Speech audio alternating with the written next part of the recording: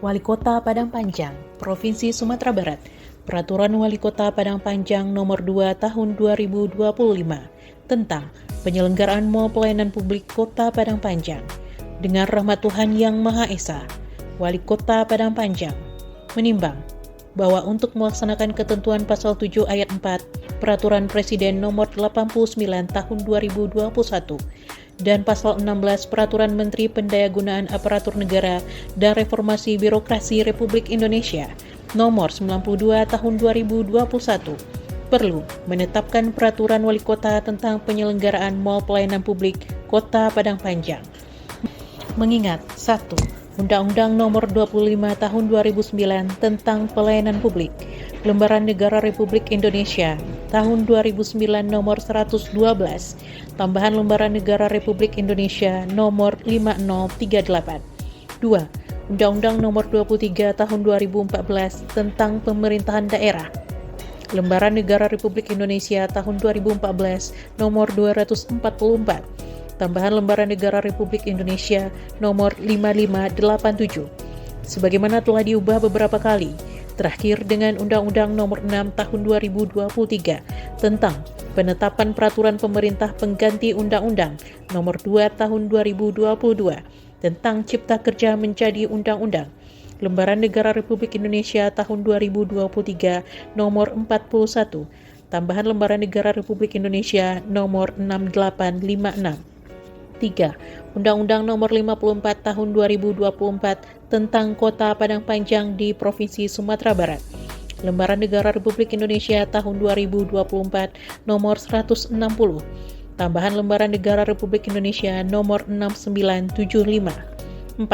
Peraturan Presiden Nomor 89 Tahun 2021 tentang penyelenggaraan Mall Pelayanan Publik, Lembaran Negara Republik Indonesia Tahun 2021 Nomor 222. 5. Peraturan Menteri Pendayagunaan Aparatur Negara dan Reformasi Birokrasi Nomor 92 Tahun 2021 tentang petunjuk teknis penyelenggaraan Mall Pelayanan Publik. Memutuskan, menetapkan Peraturan Wali Kota tentang penyelenggaraan Mall Pelayanan Publik Kota Padang Panjang. Bab 1. Ketentuan Umum. Pasal 1. Dalam Peraturan Wali Kota ini yang dimaksud dengan 1. Daerah adalah Kota Padang Panjang. 2. Pemerintah daerah adalah kepala daerah sebagai unsur penyelenggara pemerintahan daerah yang memimpin pelaksanaan urusan pemerintahan yang menjadi kewenangan daerah otonom. 3. Dinas Penanaman Modal dan Pelayanan Terpadu Satu Pintu yang selanjutnya disingkat DPM-PTSP adalah perangkat daerah penyelenggara urusan pemerintahan di bidang penanaman modal dan pelayanan terpadu satu pintu. 4. Pelayanan publik adalah kegiatan atau rangkaian kegiatan dalam rangka pemenuhan kebutuhan pelayanan sesuai dengan ketentuan peraturan perundang-undangan bagi setiap warga negara dan penduduk atas barang, jasa, dan atau pelayanan administrasi yang disediakan oleh penyelenggara pelayanan publik. 5. Mall Pelayanan Publik Kota Padang Panjang, selanjutnya disingkat MPP, adalah pengintegrasian pelayanan publik yang diberikan oleh kementerian, lembaga, pemerintah daerah provinsi, pemerintah daerah, badan usaha milik negara, badan usaha milik daerah, serta swasta secara terpadu pada satu tempat sebagai upaya meningkatkan kecepatan, kemudahan, jangkauan, kenyamanan, dan keamanan pelayanan. 6. Perizinan adalah pemberian dokumen dan bukti legalitas persetujuan dari pemerintah kepada seseorang atau pelaku usaha atau kegiatan tertentu sesuai dengan ketentuan peraturan perundang-undangan. 7. Non-perizinan adalah pemberian dokumen atau bukti legalitas atas sahnya sesuatu kepada seseorang atau sekelompok orang dalam kemudahan, pelayanan, dan informasi sesuai ketentuan peraturan perundang-undangan. 8. Dinas atau instansi terkait atau penyelenggara pelayanan publik yang selanjutnya disebut penyelenggara adalah setiap institusi penyelenggara negara, korporasi, lembaga independen yang dibentuk berdasarkan undang-undang untuk kegiatan pelayanan publik dan badan hukum lain yang dibentuk semata-mata untuk kegiatan pelayanan publik. 9.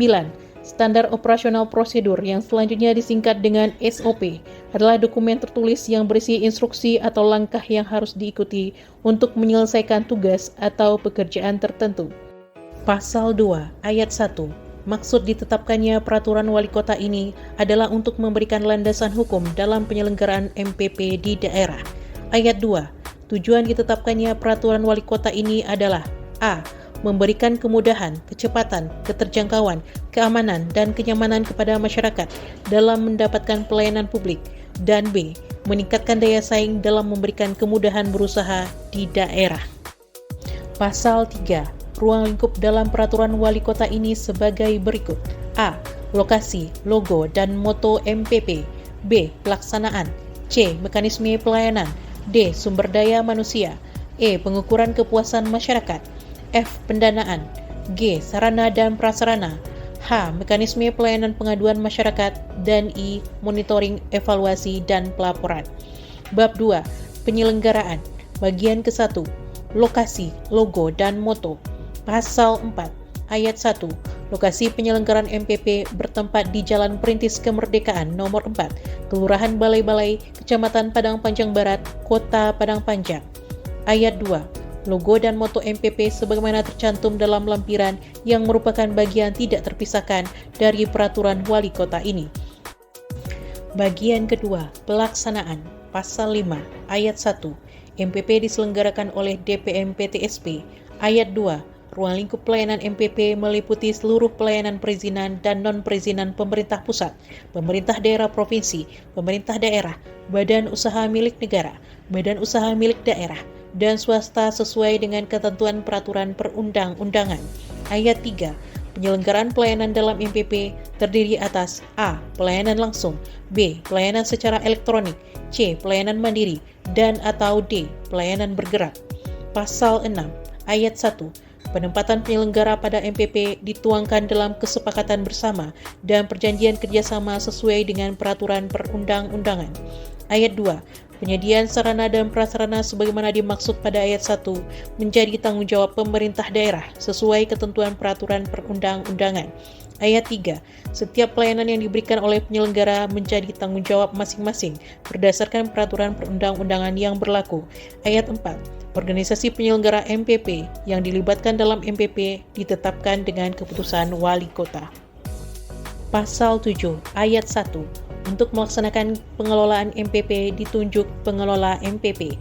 Ayat 2. Pengelola MPP sebagaimana dimaksud pada ayat 1 ditunjuk dan ditetapkan dengan keputusan Kepala DPM PTSP. Ayat 3. Pengelola MPP bertanggung jawab langsung kepada Kepala DPM PTSP melalui Sekretaris Dinas. Ayat 4. Pengelola MPP diberikan honor atau insentif atau tunjangan sesuai dengan kemampuan keuangan daerah. Ayat 5. Pengelola MPP bertanggung jawab terhadap operasional MPP. Bagian ketiga, mekanisme pelayanan. Pasal 8, ayat 1.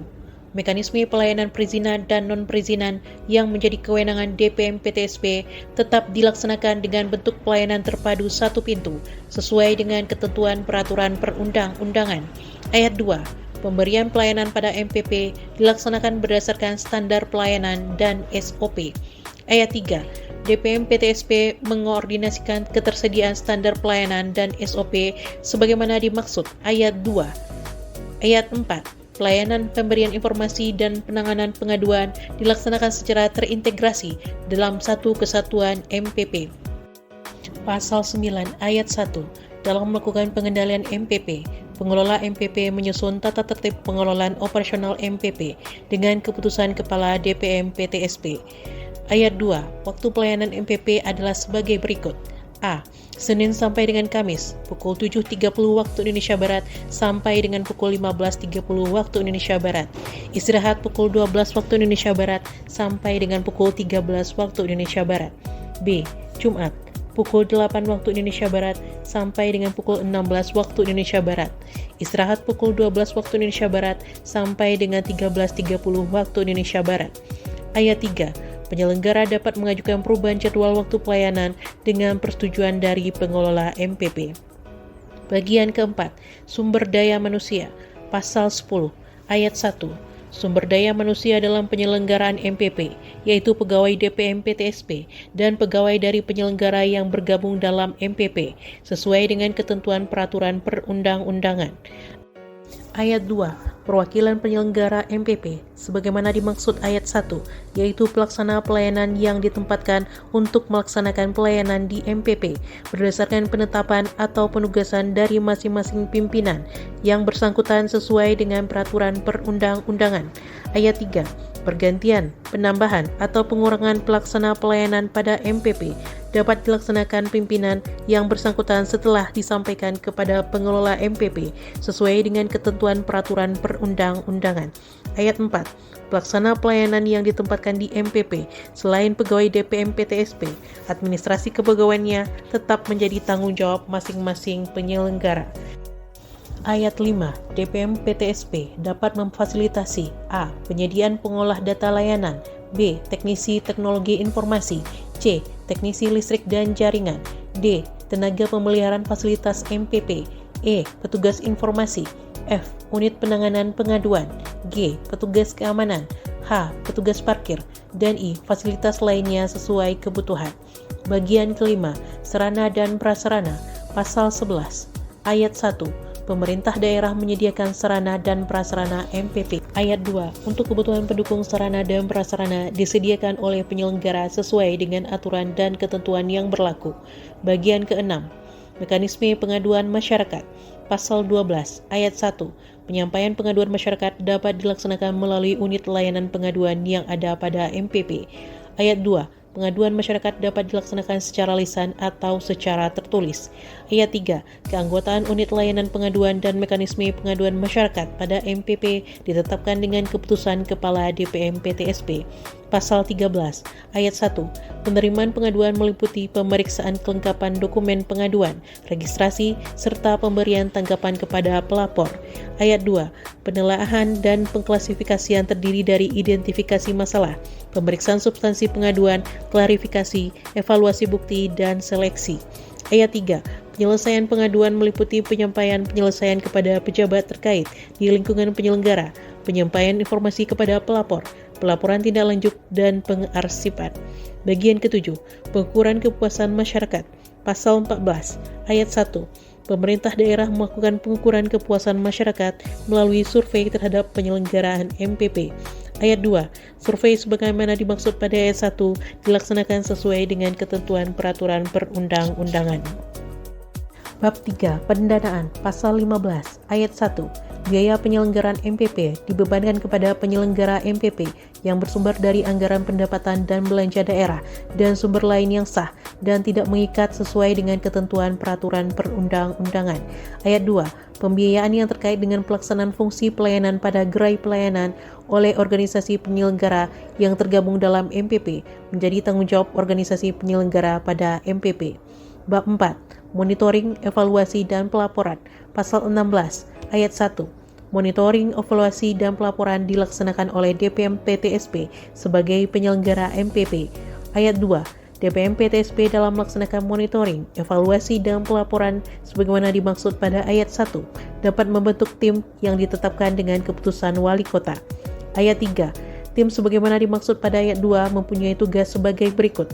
A. Melakukan pemantauan, B. Melakukan evaluasi atas penyelenggaraan MPP, dan C. Melaporkan hasil pengawasan kepada wali kota melalui sekretaris daerah. Ayat 4. Tim sebagaimana dimaksud pada ayat 2 terdiri dari A. Pengarah yang secara ex officio dijabat oleh wali kota dan wakil wali kota. B. Ketua dan wakil ketua yang secara ex officio dijabat oleh asisten yang membidangi perekonomian dan inspektur. C. Sekretaris yang secara ex officio dijabat oleh Kepala DPM PTSP. D. Anggota yaitu Kepala Bagian Hukum, unsur DPM PTSP yang membidangi pelayanan dan penanaman modal. Dan E. Sekretariat. Bab 5. Ketentuan penutup. Pasal 17. Peraturan wali kota ini mulai berlaku pada tanggal diundangkan.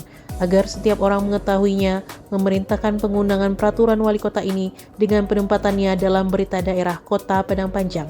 Ditetapkan di Padang Panjang pada tanggal 11 Februari 2025. PJ Wali Kota Padang Panjang, Sony Budaya Putra. Diundangkan di Padang Panjang pada tanggal 11 Februari 2025. PJ Sekretaris Daerah Kota Padang Panjang, Winarno. Berita Daerah Kota Padang Panjang tahun 2025 nomor 2.